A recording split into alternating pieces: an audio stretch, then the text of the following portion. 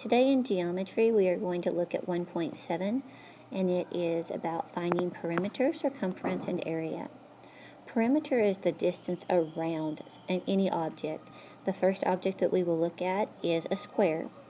Okay, what do we know about a square? We know that all the sides are equal, and there are 4 sides. So we can come up with the equation that the perimeter equals 4 times one side. If we would like to apply some numbers to that, we could say, okay, one of the sides is 2. Okay, if we know that one of the side lengths is 2, then all of the side lengths must be 2. So we can say that the perimeter equals 4 times the side length of 2. And so we would get the perimeter equals 8. But the formula you need to know is perimeter equals 4s, and that is for a square. For a rectangle, we know that we have a length and a width. We know that we have 2 lengths that are the same and 2 widths that are the same. So we can come up with the formula that the perimeter equals 2 of the lengths plus 2 of the widths.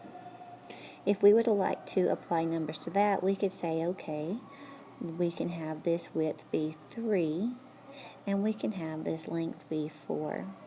So we could find the perimeter would equal 2 times 4 plus 2 times 3, and we would get 8 plus 6, so we would get perimeter equals 14.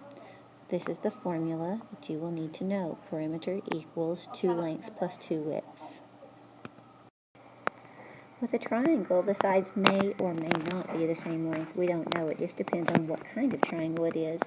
So for the general formula for a triangle, we are going to say that the perimeter equals the side plus the side plus the side, or we can call it A plus B plus C, because the sides may not be the same. We'll use different variables for each side. These are the 3 formulas you need to know for perimeter. We call the perimeter of a circle the circumference. So there are 2 formulas for finding the circumference of a circle, and we use, depending on what they give you, we can use one that has the radius involved in it, which is halfway across your circle from the center, or we can use one that has the diameter. Okay, we know that if we had 2 radiuses, 2 radii, that it would equal 1 diameter. So if you are given the radius, we will use the formula circumference equals pi times 2 radiuses. If you are given the full diameter, we can use circumference equals pi d for diameter. Notice that 2 radiuses is the same thing as 1 diameter. Now we're going to talk about area. The area of a square is the number of units that you can get put in it, and the unit could be an inch, it could be a mile, whatever the units are. In this case, we'll just say units. Area equals a side squared. So if we knew that the side length of this square was 3 inches, then we could say 3 squared, and that would be 9 square inches.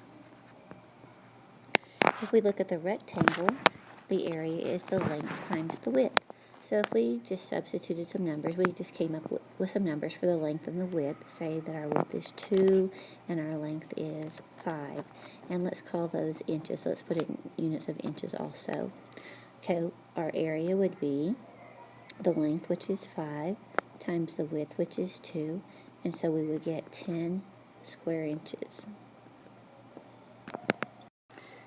When we start talking about the area of a triangle, the area is 1/2 the base times the height.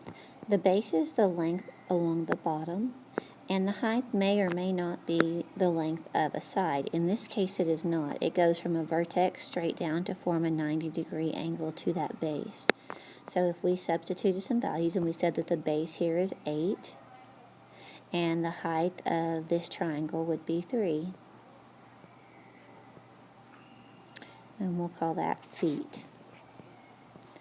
Then we could substitute those numbers in, and we would have 1/2 the base, which is 8, times the height, which is 3. So we would say that 1/2 times 8, half of 8 is 4, times 3 is 12. So we would have 12 square feet.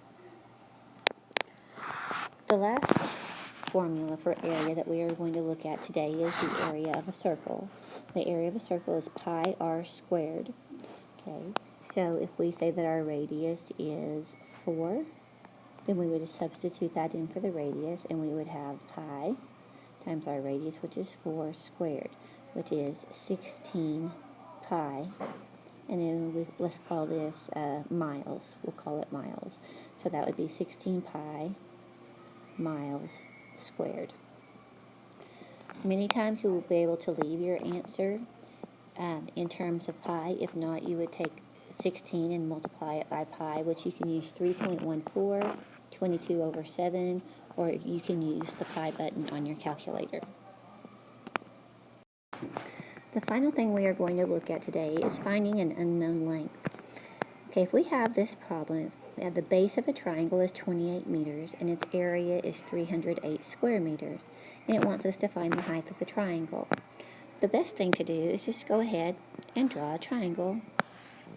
And let's put in what we know.